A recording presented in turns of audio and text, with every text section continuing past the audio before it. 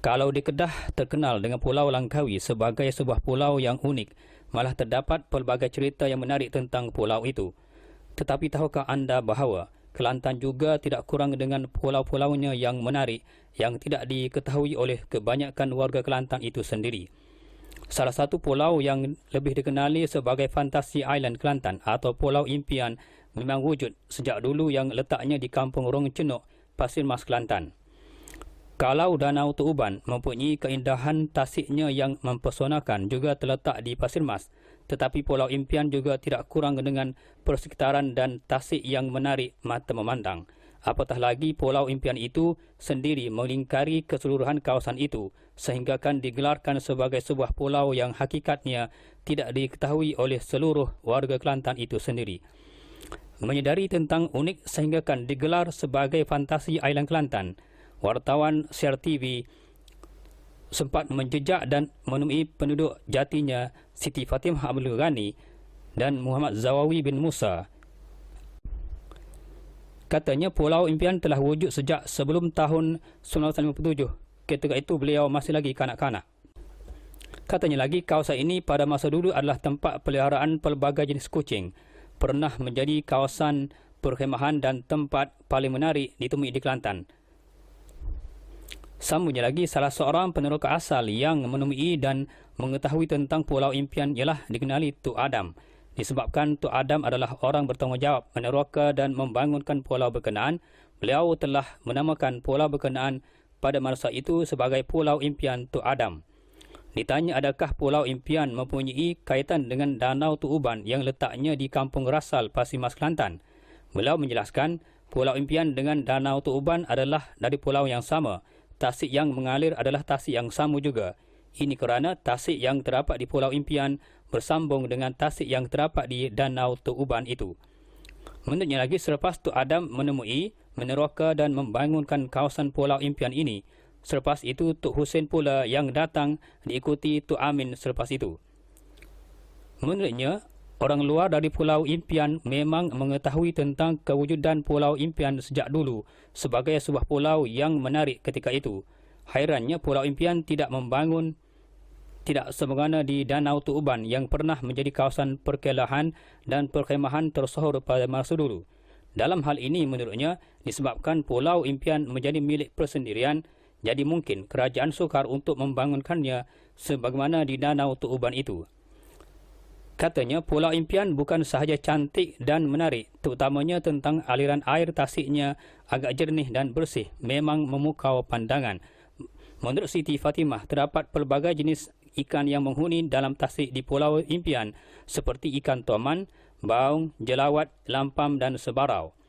Malah katanya, kebanyakan penduduk Pulau Impian dan di Kampung Rong Cenuk sendiri sememangnya 100% bergantung hidup kepada tasik berkenaan yang menampung pelbagai jenis ikan air tawar sebagai sumber rezeki mereka sendiri.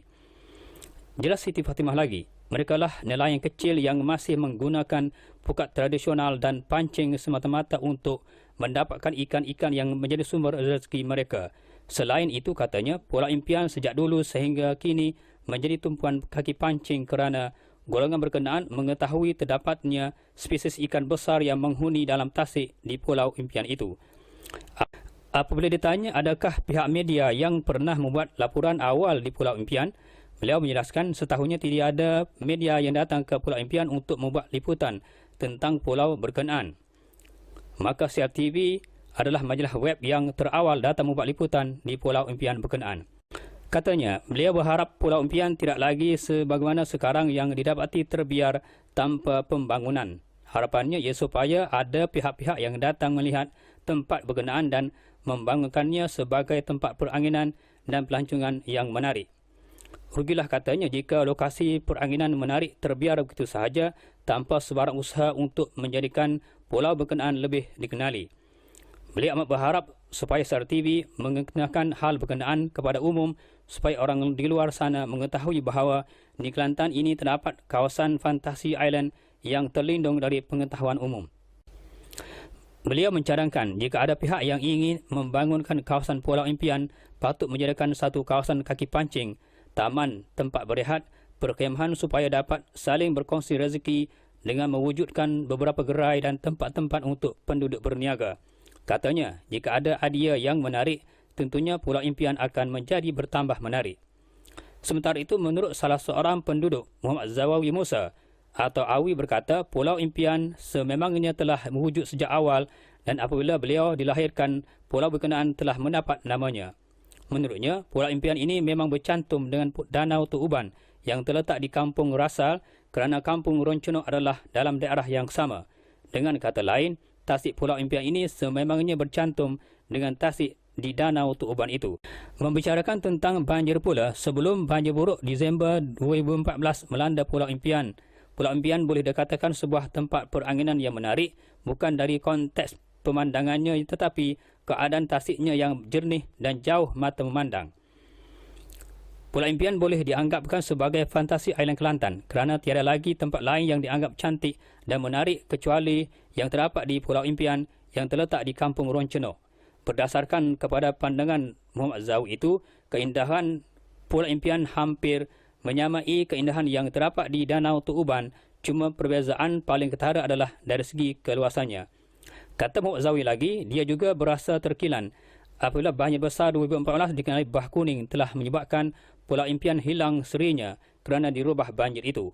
Kawasan yang menarik tentang pasir dan tasiknya terus berubah apabila banjir menyapu bersih tempat-tempat yang dikatakan menarik itu. Sambungnya, tanah di kawasan Pulau Impian adalah tanah hak persendirian. Apabila lokasi berkenaan telah rosak, menyebabkan pemilik tanah berkenaan tidak lagi mempedulikan atau memberikan perhatian terhadap kerosakan akibat dilanda banjir itu. Dengan kata lain, pemiliknya telah putus semangat. Katanya, jika kerajaan mengambil peranan memaju dan membangunkan kembali kawasan Pulau Impian ini, berkemungkinan pelancong akan sentiasa bertumpu ke sini. Dari segi keluasan Pulau Impian, menurut kacamata Muhammad Zawawi, pulau berkenaan memang agak luas. Ini kerana tempat berkenaan dikelilingi pulau berbeza pula dengan Danau Tuuban. Manakala sesetengah masyarakat luar seperti kaki pancing memang telah beberapa kali datang ke Pulau Impian bukanlah ingin menyaksikan pemandangan pulau itu, tetapi golongan berkenaan datang bertujuan memancing kerana banyak ikan yang segar dan besar tinggal dalam tasik di Pulau Impian. Sementara segelintirnya pula semata-mata datang untuk mempelajari bidang keagamaan di Institut Pendidikan Tahfiz Al-Balagh itu.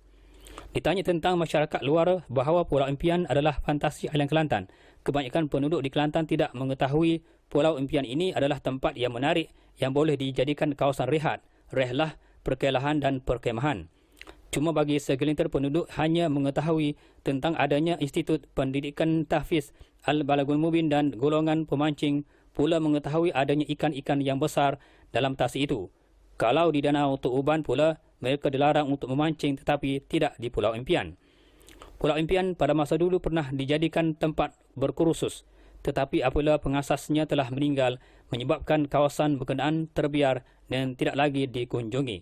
Misalnya sebuah kem yang agak tersohor pada masa itu, kini agak terbiar dan tidak lagi diberikan perhatian.